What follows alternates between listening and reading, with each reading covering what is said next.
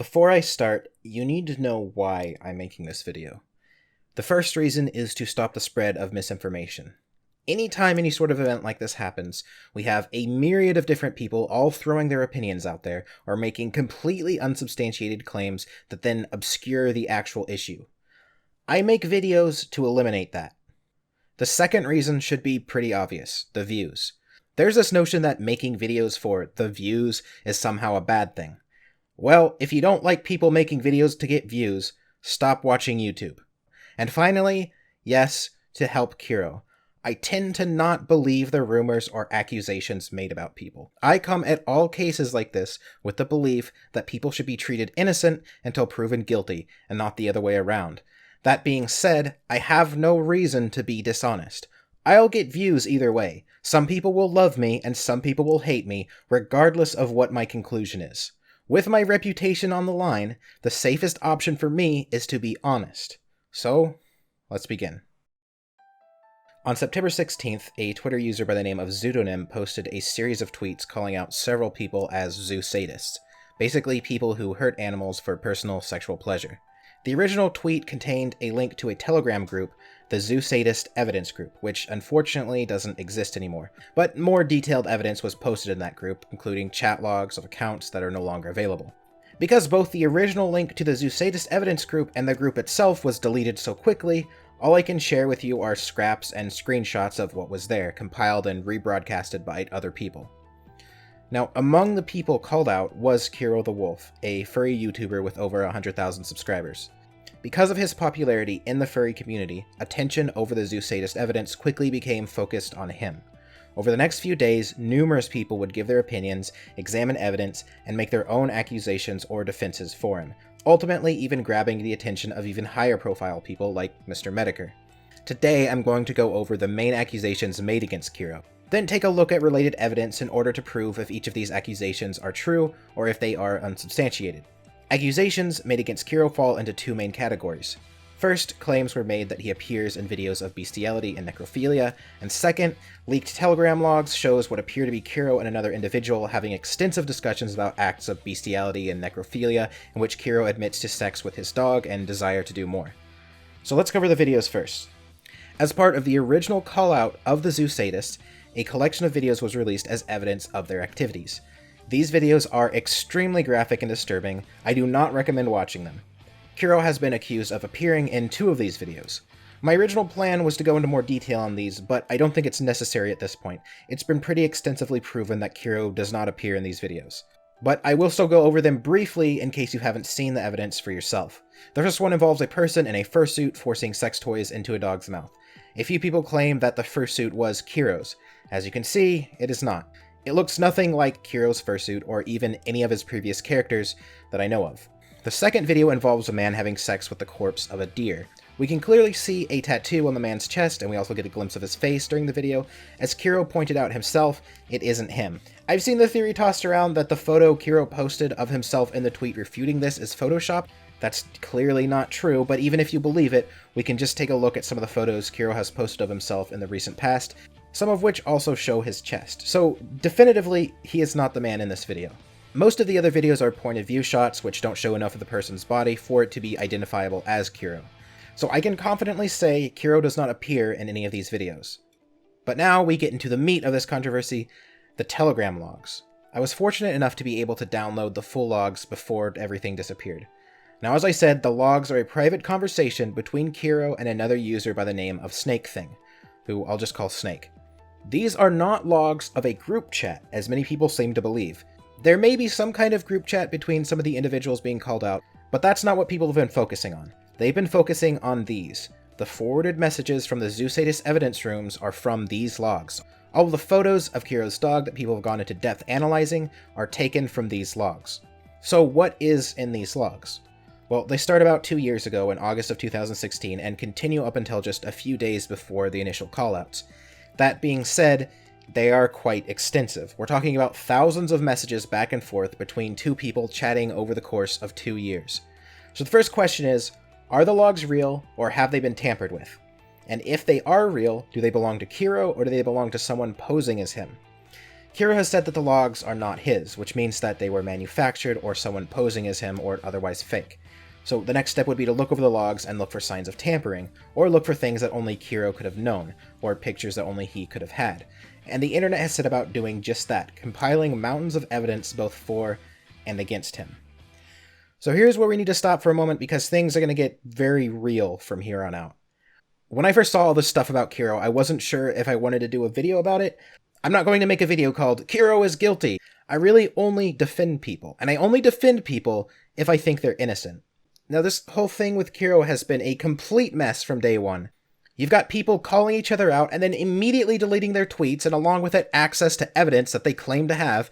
You've got people making unsubstantiated claims that are easily debunked. This leads to rumors and misinformation, and then perpetuation of this misinformation as if it's confirmed fact. So I saw this whole mess and thought, okay, this is probably all untrue. And that's when I reached out to Kero. So I, along with Zosh and another person I'll call Ethan, began working together to find out the truth of things. Kero accepted an invitation to a group chat with Zosh and I, and we began questioning him and running evidence by him.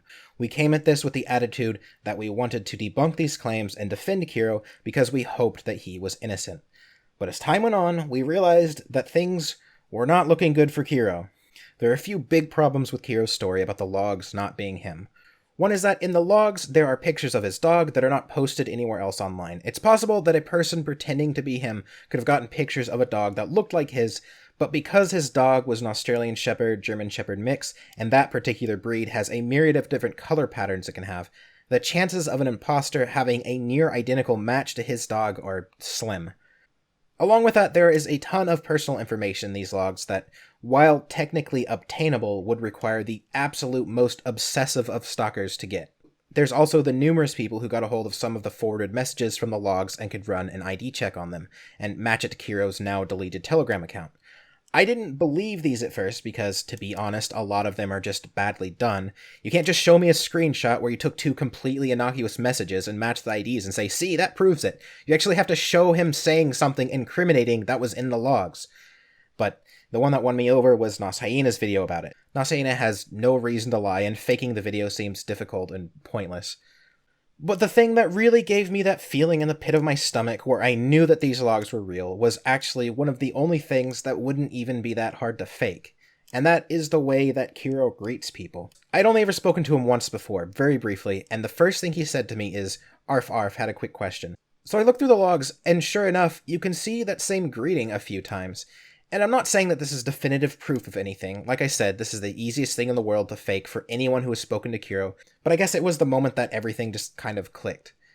So I confronted Kero about this and basically told him, look, I know that these logs are real. If you keep denying that, people are eventually going to find out the truth, and this entire thing is going to start all over.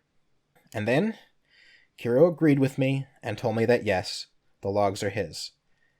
He had those conversations, and he does have an interest in some aspects of zoophilia.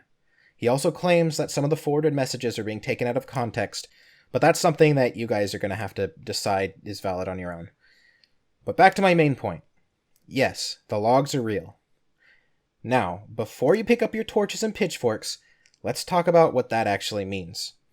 Yes, Kero does have an interest in animals sexually, and he and Snake shared with each other some pornographic pictures of them. From reading the logs, we can see that. I'm not going to defend that. However, Kero has also stated to me that he didn't actually perform any sort of sexual act with his dog or any other animal. And I believe him when he says this, because even though he claims to have done those things in the logs, there aren't any pictures of it. Think about this for a second. We know that he doesn't have a problem with viewing or sharing pictures of people having sex with animals. So if he did those kinds of things with his dog, it stands to reason that he would have taken pictures of it. There is a picture of what appears to be his dog's genitals in the logs, but I think taking that picture is about as far as he ever got. What I think we have here is a lot of talk from Kero about fantasies he has. He talks about things he's done and things he wants to do, but what we don't have is any evidence that he actually did these things. I think this is a very similar situation to a kind of locker room chatter. Basically, when someone sees the object of their sexual fantasy and starts talking about all the degenerate things they would do to that person, or animal in this case, but they never actually do. Or how when one of your friends starts talking about this sexual encounter he's had, but you know it probably never happened. It's just fantasy and talk. Once again, if he did do those things, I feel like he would have created and shared evidence of it. I was also able to get a hold of Snake Thing, the other person in the logs, through a mutual friend, and what he said matches up with this.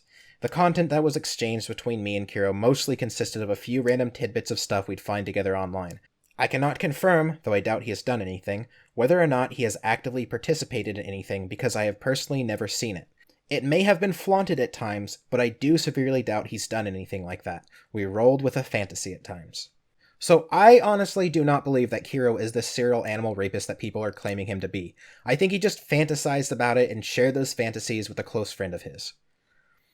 I also don't think it's fair to call Kero a zoo sadist. Though he does mention liking rough sex a few times, Kero makes it very clear that he doesn't want to hurt animals. He says this over and over again throughout the logs. This is also cemented by the fact that toward the end of the logs, Snake and Kero have a discussion about how their mutual friend had to specifically be less extreme with his fantasies around Kero because it made Kero uncomfortable. Now, as far as the necro stuff goes, Kero once again makes it very clear that he doesn't want to hurt or kill animals, and he's only interested in animals that were already dead, specifically stating roadkill. Now, that doesn't make it any less gross, but at the very least you could say that you can't really hurt an animal if it's already dead. So, since Kero doesn't appear in any of the videos or pictures where animals were hurt, and he's very clear about how he doesn't want to hurt animals, I don't think it's fair to call him a zoo sadist, and I don't think that we should lump him in with the rest of the zoo sadist group. Remember, several people were called out as zoo sadists, and we have this big dump of evidence against them. Kero's name is on that list. But since Kero is the most high-profile name among them, he alone is being held accountable for everything. People have been accusing Kero of things that we already know were the crimes of other people in that group. He's been the scapegoat of this whole thing, when in reality he's probably the least extreme person in this group. And remember, we aren't actually talking about a group of friends here, we're just talking about a group of names that someone else compiled. Kero likely wasn't even in contact with a lot of these people. Kero is not a zoo sadist, he didn't hurt any animals. He likely didn't even have sex with any animals. He has an interest in bestiality and he shared some images of it. If you're going to judge him for anything, judge him for that. Before I go, I want to thank a few people for helping me with this video. Thank you, Zosh, for being just as dedicated to this case as I've been. Thank you, Ethan, for putting me into contact with Snake. Thank you, PK Russell, Nas Hyena, and numerous other people for making videos about this. Thank you to all the people who contacted me and gave me little tidbits of information. And as much as I hate to say it, thank you, Kiwi Farms, for providing links and archives. And thank you, Kero, for trusting me and eventually being honest with me.